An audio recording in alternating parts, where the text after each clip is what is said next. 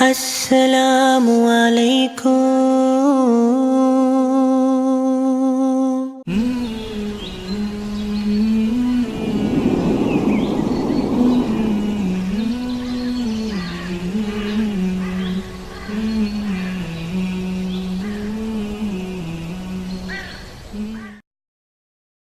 السلام علیکم ورحمۃ اللہ وبرکاتہ۔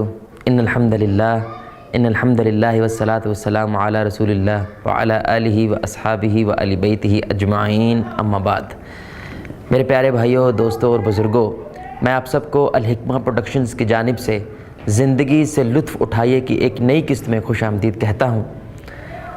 اگر اس دنیا کو ایک خاص زاویے سے دیکھا جائے تو اس دنیا میں دو قسم کے انسان ہوتے ہیں، ایک وہ جو معاف کر دیتے ہیں، ایک وہ جو معاف نہیں کرتے اور ساری کی ساری زیادتیوں کا بوجھ اپنے دل پہ رکھتے ہیں۔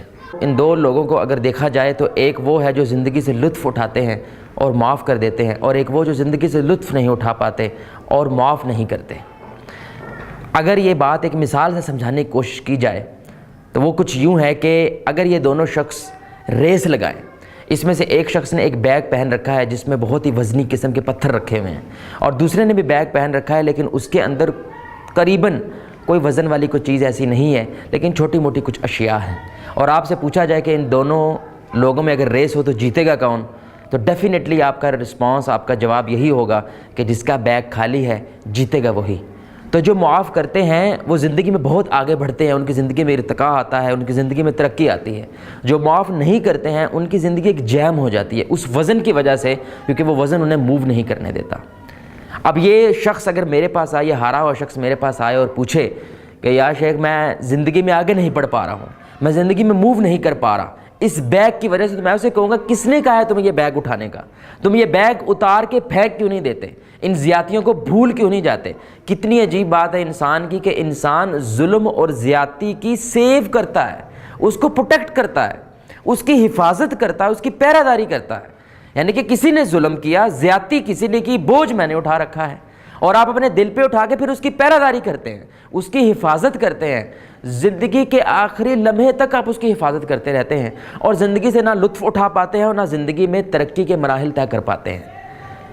میں آخر میں صرف ایک سٹوری جو رسول اللہ صلی اللہ علیہ وسلم کے دور سے آپ کے سامنے رکھنا چاہوں گا کہ یہ عمل کوئی چھوٹا عمل نہیں ہے معاف کرنا، اس کے لیے بہت بڑا جگر چاہیے، بہت بڑا دل چاہیے، لیکن اس کا پھر اللہ رب العزت نے انعام بھی اس طرح رکھا ہے۔ ایک دفعہ رسول اللہ صلی اللہ علیہ وسلم مجلس میں کچھ صحابہ کے ساتھ تشریف فرما تھے کہ ایک صحابی مسجد میں داخل ہونے لگتے ہیں تو آپ صلی اللہ علیہ وسلم کہتے ہیں کہ ابھی جو مسجد میں آئے گا وہ جنتی ہے۔ وہ ایک انصاری صحابی مسجد میں تشریف لاتے ہیں، کچھ عرصے کے بعد دوبارہ ایسا ہوتا ہے کہ رسول اللہ صلی اللہ علیہ وسلم کہتے ہیں کہ ابھی جو مسجد میں داخل ہوگا وہ شخص جنتی ہے، تو صحابہ دیکھتے ہیں وہی صحابی انصاری وہ مسجد میں داخل ہوتے ہیں۔ صحابہ کو رشک ہوتا تھا ایسی باتوں کا کہ رسول اللہ صلی اللہ علیہ وسلم کی مجلس میں ہم ہیں، لیکن رسول اللہ صلی اللہ علیہ وسلم 3 بار ایک ہی صحابی کو جنت کی بشارت کیسے دے رہے ہیں؟ تو ان کو یہ رشک آتا تھا کہ ہمیں بھی کوئی ایسی کوالٹی مل جائے، ہمیں بھی کوئی ایسی خصوصیت مل جائے جو اس صحابی میں ہے، تاکہ ہم بھی جنت والے ہو جائیں، ہم سے بھی اللہ راضی ہو جائے۔ تو آپ صلی اللہ علیہ وسلم کی مجلس میں ایک صحابی اٹھتا ہے، اس کا پیچھا کرتا ہے اور ان کے گھر تک چلے جاتا ہے، اور انہیں کہتا ہے کہ میں کچھ دن آپ کے ساتھ رکنا چاہوں گا۔ تو وہ اہلاً و سہلاً مرحبا کہتے ہیں، ان کے گھر میں لے کے آتے ہیں۔ تو صحابی دیکھتے ہیں وہ کوئی اتنے خاص قسم کے اعمال نہیں کرتے، وہی جیسے وہ نماز پڑھتے ہیں ویسے وہ نماز پڑھتے ہیں، تھوڑے بہتے روزے رکھتے ہیں، ذکر اذکار کرتے ہیں، کوئی ایسا خاص عمل انہیں نظر نہیں آتا۔ تو 2-3 روز کے بعد وہ کہتے ہیں کہ یا شیخ مجھے اتنا کوئی ضروری کام تو نہیں تھا، لیکن رسول اللہ صلی اللہ علیہ وسلم نے 3 بار آپ کو جنت کی بشارت دی ہے، لیکن مجھے کوئی آپ میں ایسا عمل نظر نہیں آیا جس کی وجہ سے آپ کو یہ بشارت ملی ہے۔ تو وہ جب جانے لگتے ہیں تو وہ صحابی رسول صلی اللہ علیہ وسلم ان کو واپس بلاتے ہیں اور کہتے ہیں کہ ایک بات ہے شاید جس وجہ سے رسول اللہ صلی اللہ علیہ وسلم نے مجھے یہ بشارت دی ہے۔ وہ کہتے ہیں بتاؤ وہ کیا ہے؟ تو میں رات کو سونے سے پہلے کسی نے بھی میرے پہ ظلم کیا ہو، زیادتی کی ہو، میں ان ساروں کو معاف کر دیتا ہوں، میں اپنے دل کو 0 پوزیشن پہ لے کے آ جاتا ہوں۔ شاید اس وجہ سے رسول اللہ صلی اللہ علیہ وسلم نے یہ مجھے یہ بشارت دی ہے۔ تو صحابی کہتے ہیں ہذہ بالکل یہی وہ بات ہے جس کی وجہ سے رسول اللہ صلی اللہ علیہ وسلم نے آپ کو بشارت دی ہے۔ تو معاف کرنے کے جذبے کی اللہ رب العزت اتنی قدر کرتا ہے کہ آپ جب معاف کرتے ہیں، لیٹ گو کر دیتے ہیں۔ رسول اللہ صلی اللہ علیہ وسلم نے یہاں تک کہا ہے کہ اگر کوئی شخص مجھے اس بات کی ضمانت دے کہ وہ حق پہ ہے لیکن پھر بھی لڑائی جھگڑے کو ترک کرتا ہے, پھر بھی اپنے حق کو جانے دیتا ہے, ایثار اور قربانی کا مظاہرہ کرتا ہے, میں اسے جنت کے وسط میں ضمانت دیتا ہوں. سبحان اللہ, میں اس کو جنت کے وسط میں جگہ کی ضمانت دیتا ہوں. اتنا بڑا اگر انعام اسلام اس بات پہ رکھتا ہے, اتنا بڑا انعام اگر اللہ رب العزت اس بات پہ رکھتے ہیں, تو آپ کو ہمیں چاہیے کہ اگر ہم زندگی سے لطف اٹھانا چاہتے ہیں, اگر ہم زندگی میں آگے بڑھنا چاہتے ہیں, تو میرے پیارے بھائیوں اور دوستوں, یہ زیادتیوں اور ظلم کی پہرہ داری کرنے سے رک جائیں. ان کو جانے دیں, دل سے ان کو جانے دیں. ایک ریزنٹمنٹ لفظ ہے انگلش کا, جس کا مطلب ہوتا ہے کہ آپ سے اچھا نہیں ہوا, اور آپ یہ زہر پیتے ہیں اور آپ کو لگتا ہے کہ دوسرا بندہ مر جائے گا. یہ بڑی بے وقوفانہ بات ہے کہ آپ وہ زہر پئیں, زیادتی کا سارا بوجھ آپ برداشت کریں, آپ کو لگے کہ اگلے بندے پہ اس کا بات کا اثر ہوگا. شاید اسے اس چیز کا اندازہ بھی نہیں ہے, اس کو آپ کے اس احساس کا اندازہ بھی نہیں ہے. وہ کتنا خوبصورت کسی نے کہا ہے کہ اگر کوئی پانی کا گلاس بھرا ہوا آپ ہاتھ میں 5-10 منٹ کے لیے پکڑتے ہیں تو آپ کے بازو کو, آپ کے ہاتھ کو کچھ محسوس نہیں ہوگا.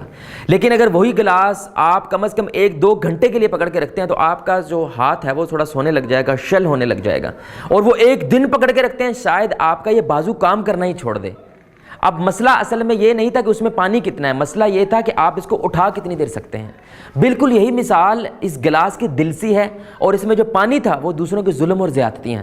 اگر 1-2 دن وہ آپ کے دل میں رہیں گے تو شاید کوئی فرق نہیں پڑے گا, لیکن اگر جیسے جیسے وہ دن بڑھتا جائے گا, وقت بڑھتا جائے گا, ویسے ویسے آپ کی تکلیف اور آپ کے درد میں اضافہ ہوتا چلا جائے گا. اور ایک وقت ایسا آئے گا آپ امیون ہو جائیں گے, آپ عادی ہو جائیں گے اداس رہنے کے, آپ عادی ہو جائیں گے بوجھ میں رہنے کے. آپ کو ریلیکس اور ریفریشمنٹ لگنا یہ بڑا ہی عجیب محسوس ہوگا, کیونکہ یہ انسان کی فطرت ہے, وہ ایک حالت میں رہے تو ویسے ہی بن جاتا ہے. تو میرے پیارے بھائی اور دوستو, زندگی سے لطف اٹھائیں, دوسروں کو معاف کر دیں, اللہ کے لیے معاف کریں. اگر آپ کو لگتا ہے میں اللہ کے سامنے جاؤں اور ہاتھ اٹھاؤں کہ اللہ مجھے معاف کر دے, تو یہی رویہ آپ دوسروں کے ساتھ بھی رکھیں کہ اللہ اگر مجھے فوراً معاف کر دے تو آپ بھی دوسروں کو فوراً معاف کریں. اس لیے علماء کہتے ہیں اگر آپ چاہتے ہیں کہ اللہ آپ کو معاف کرے تو آپ لوگوں کو معاف کریں, باذن اللہ اللہ رب العزت بھی آپ کو معاف کرے گا. اللہ رب العزت دعا ہے کہ اللہ آپ کو اور مجھے اس بات کی ہمت دے کہ ہم اپنے دل سے ان ساری بوجھ اور تکالیف اور زیادتیوں کو دور کرنے میں کامیاب ہو جائیں.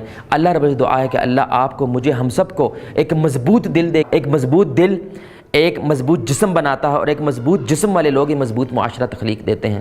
جزاک اللہ خیر. سبحانک اللہم بحمدک, اشہد ان لا الہ الا انت, استغفرک واتوب الیک. السلام علیکم ورحمۃ اللہ وبرکاتہ. رحمن رحمن ساعدني يا رحمن, اشرح صدري قرآن, املأ قلبي قرآن, واسق حياتي